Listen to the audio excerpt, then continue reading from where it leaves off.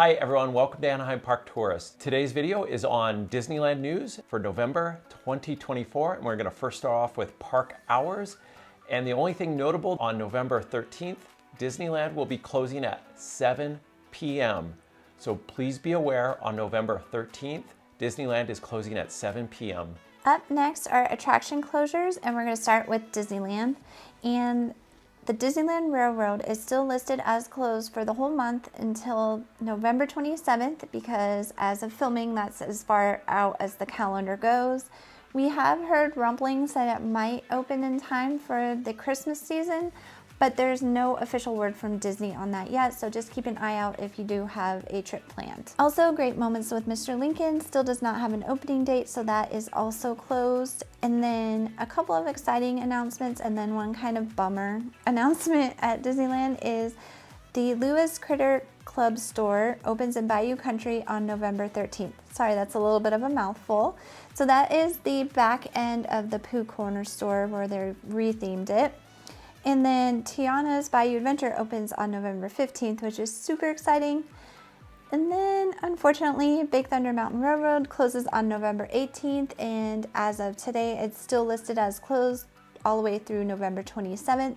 We were actually really shocked about that they're closing such a major ride over Thanksgiving week. Hopefully it won't be down for too long and it'll be back open for those going at the beginning of December, but as of right now, we're not sure.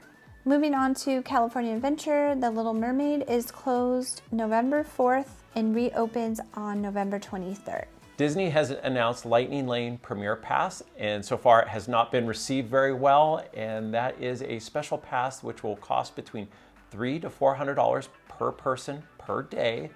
And what that essentially does is it allows you to visit each Lightning Lane attraction once throughout the day, and you no longer have to hop on the app and make a reservation to return at a specific time for that attraction. You can just go whenever you want. Hungry Bear Restaurant will reopen as Hungry Bear Barbecue on October 25th, and we did check out the menu. We'll leave a link to the menu in the description. And this is going to be a moderately priced restaurant with most food items or most meals costing $15 on up into the mid-20s. Dapper Days are on November 3rd, and those are very crowded days, so just be aware if you are headed to the parks on November 3rd. Christmas season begins November 15th, and it goes until January 6th. And what you can expect is the parks will be fully decked out for Christmas. Main Street will be all lit up, large Christmas trees, and DCA will be all decked out for the holidays as well. There will be special food offerings and special entertainment, and that brings up the Christmas Fantasy Parade will make a return. As part of that parade, Santa will be in the parade from November 15th until the 24th, and that's when his Christmas duties call him away from Disneyland. And there will be a special Believe in Holiday Magic's fireworks show, along with Winter Enchantment at Sleeping Beauty Castle, which is a special light show with snow where they turn on all the holiday lights in a special ceremony. Disneyland has not put out their holiday foodie guide yet, but we will make a video when that does come out, and we will go ahead and go over all the different food offerings and where you can purchase those different food items. Over at DCA, they are going to have the Festival of Holidays again, and it's kind of similar to the Food and Wine if you've been to that at either California Adventure or Epcot, where they have the little food booths scattered throughout the park, and they have a ton of different food and drink offerings during that. They'll also have a lot of different bands and live performances during that as well. Viva Navidad is also back, and that will be at Paradise Gardens, and it is really cute and beautiful, and we suggest checking it out if you have time. They also have special performances. They'll have special characters out for meet and greets, like the 3 Caballeros, and special food offerings for that. World of Colors Season of Light will also be returning, and then we just wanted to make a quick mention about Cars Land. If you are in California Adventure during the night, we suggest you go check out Cars Land. It's pretty amazing at nighttime, and we just love all the decor they have in that land. If you're going during this time of year and you want to meet Santa, he is available from November 15th until December 24th. And at Disneyland, he is at the Fantasyland Theater. This is a new location this year. He will no longer be in Critter Country as years prior. And then at California Adventure, he's at the Redwood Creek Challenge Trail. And you can also find him at all 3 of the Disney hotels, so the Disneyland Hotel, the Pixar Place Hotel, and the Grand Californian Hotel. And we just wanted to say really quickly, if you are there and you have little ones and you want to meet Santa, we suggest making time for that if you can. And the reason why is because the Santas at the Disneyland Resort are some of the best that we've ever seen. It was also a huge highlight for us when our kids were younger to meet Santa when we were there. We have tons of wonderful memories meeting Santa, and it's just a really magical experience if you can put a little bit of time aside to do that while you're vacationing. Since we are talking about the holiday season and Christmas coming up, we just want to let you know this is some of the busiest crowds you will experience at the Disneyland Resort, especially the last 2 weeks of the year being the absolute busiest. So it is our suggestion, if you are going, purchase the multi-pass Lightning Lane to get the most out of your trip. We know this is November news, but we did want to mention the Candlelight processional, and the Candlelight processional is usually the first weekend in December. This year that would be December 7th and 8th. And what it is an amazing ceremony with a huge choir, band, and a celebrity narrator telling the story of Christmas. It is a beautiful event, and even if you're not religious, if you can check it out and you have the time to do so, we suggest that you check it out if possible. And if you happen to be in the parks and you don't have time to check it out, we wanted to let you know that Town Square will be crazy.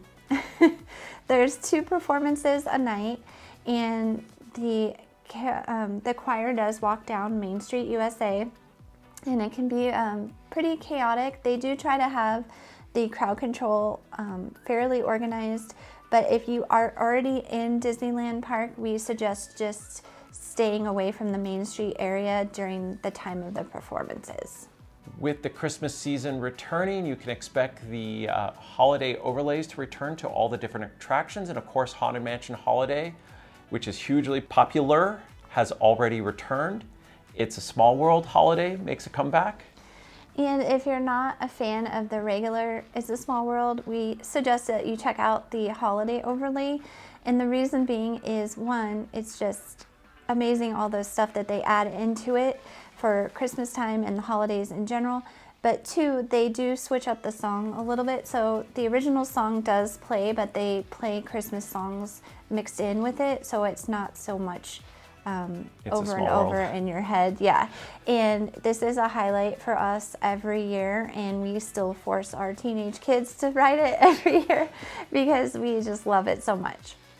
And then over at California Adventure, Mater's Junkyard Jamboree returns as Mater's Jingle Jamboree, and that has Larry the Cable Guy singing special Christmas tunes. And over at Luigi's, it becomes Luigi's Joy to the World, where Tony Shalhoub, the voice of Luigi, I believe it is, he sings special Christmas songs as well for that attraction.